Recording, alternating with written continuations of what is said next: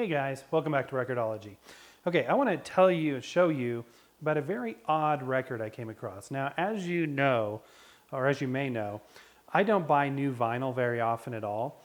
But I was at Second and Charles the other day and I saw this. I was looking at some Elvis stuff. I've been into Elvis a lot lately. And it intrigued me. It was $24. So in my typical cheap fashion, I came up with some stuff to trade back in and used the trade-in credit to get this. So it's Elvis Presley, obviously. For those of you that are familiar with Elvis Presley, you will recognize this at the bottom, Louisiana Hayride. In his very, very, very early years, we're talking Sun Records, before RCA, before Colonel Tom Parker, before RCA bought his contract from Sam Phillips for like $30,000. He was performing at the Louisiana Hayride, which is a radio show that was recorded and broadcast out of Memphis. It was recorded in Memphis, but I think it was relayed literally through Louisiana. I'm not sure of that exactly. Now, if you've ever heard of the Grand Ole Opry, this was like the competitor to that. To be on the Grand Ole Opry, you had to have a hit record, and it was sort of cliquish. I think it still is. Whereas Louisiana Hayride, you just had to have a record, and they were open to more styles and stuff. And Elvis did appear on Grand Ole Opry, and they told him to keep his day job, literally. But Louisiana Hayride had him on for a couple of years. And so these are some recordings. So I got this record, and I was intrigued right away that it didn't say anywhere on here about Elvis Presley Enterprises or RCA Records. It just says Dole. And then down here, printed in 2015, trademark of Vinology, vinology.ru. So I'm like, what the heck is this? And it says gold vinyl. So I'm like intrigued, what does gold vinyl look like? So I bought the record, and it comes in a very nice slip case here, slip cover. And it's more of a yellow record. I don't know if I'd call that gold. My wife says it looks like skin, which is kind of disturbing. But I think it's a cool looking record. I love colored vinyl, as you may know. So I thought we'd give it a listen and also kind of tell you what I found out.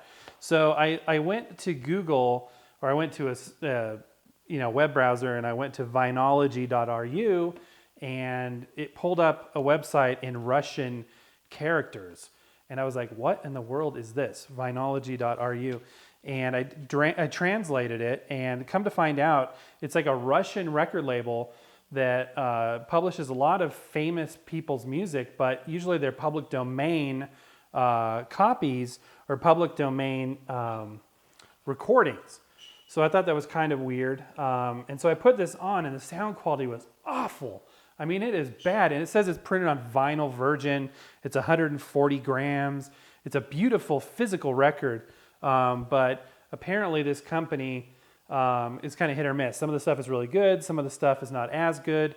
But I think this is still really cool, even if the sound quality, isn't up to par with some other stuff. Well, come to find out, the source recordings that they used for this are just rough recordings. So no fault to Dole. So I believe they're public domain recordings, I believe. I'm not 100% sure.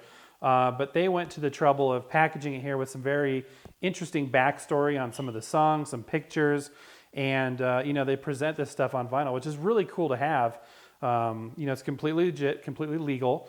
But the fact that it's public domain explains why it doesn't say anything about Elvis Presley Enterprises or RCA Victor. Anyway, that being said, let's go ahead and give it a little bit of a listen here. We're going to listen to an interview with Elvis Presley. I don't know what YouTube's going to do in terms of copyright claim on this, but we're just going to let it roll.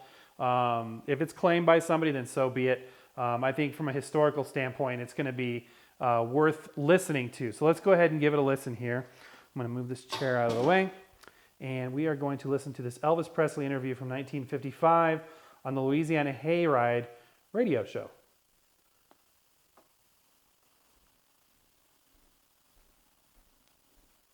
Here it goes. Any second now.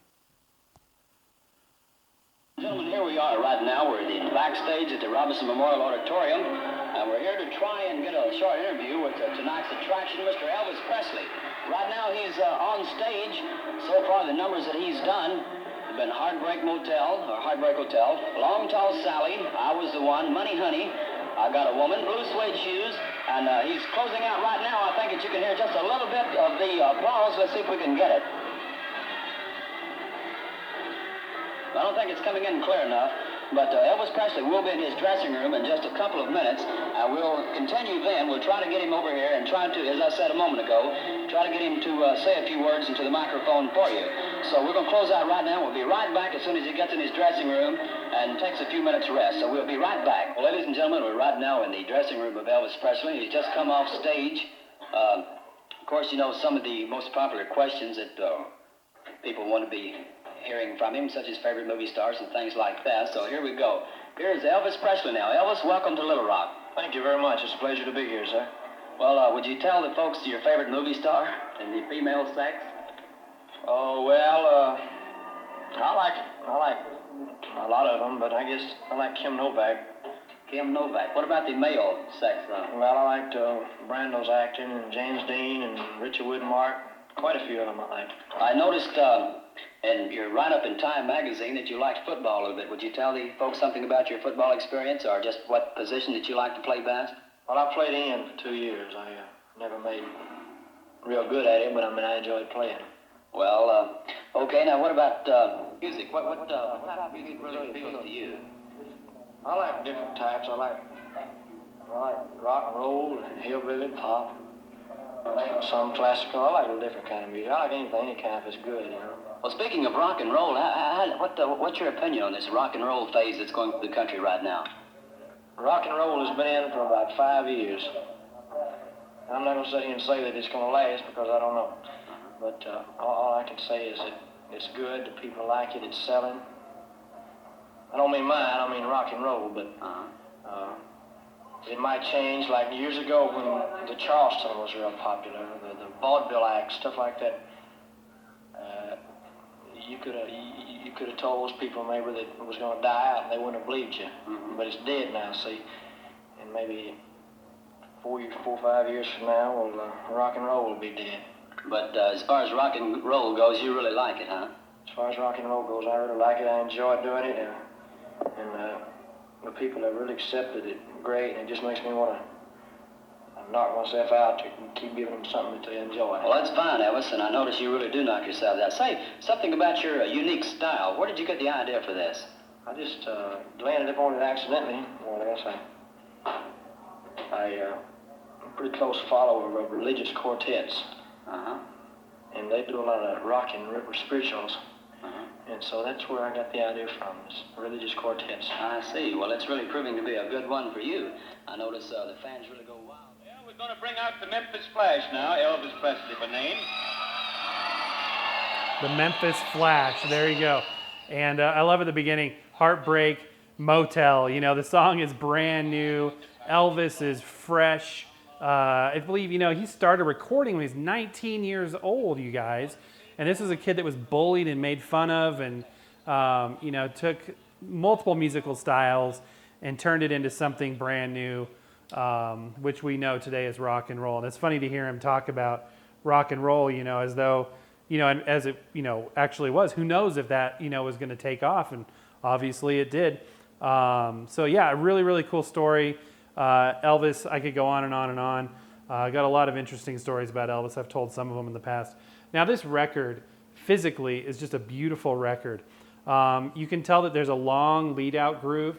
That's because the material is short enough, or there's little enough of it, that they could do a wider groove, and which means that the spacing in between the grooves is a little bit wider, and they didn't need to fill up every, you know, square inch of the record surface. So the sound quality is going to be improved like that. Now, as I said before, my initial thoughts of the sound quality of this record as being poor was just because of the fact that the public domain source content, these tapes, and who knows how many transfers they've been through the years, were in rough condition to begin with. That being said, there are some recordings on here that are good. I think that one we just heard is actually pretty good quality. But this is really neat. It's a surprise thing. I learned a lot in the process, and something I'm very happy to have.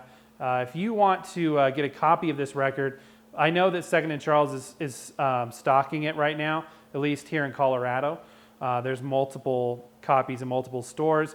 And then you can find it online. If you just want to get a hold of, you know, the content of these Louisiana Hayride recordings, if you have Apple Music, there is a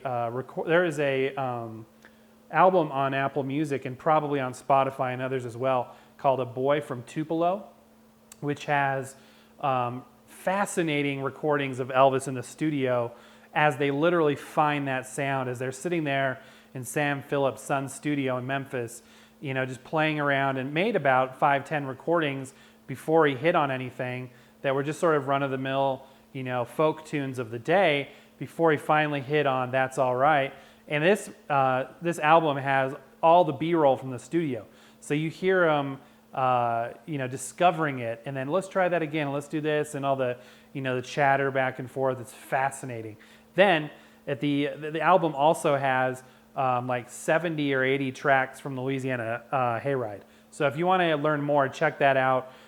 It's available in multiple places. There's also some Louisiana Hayride CDs and stuff. Again, this is Elvis pre-RCA. This is before Hound Dog, before Heartbreak Hotel were recorded for RCA. These are raw recordings and radio broadcasts of Elvis at the very, very, very beginning. I also recently bought a copy of Moody Blue, which is his last album, and this is kind of the bookend to that, in that this is the very first, some of the very first recordings of Elvis. So anyway, there you go, guys. I hope you found that interesting.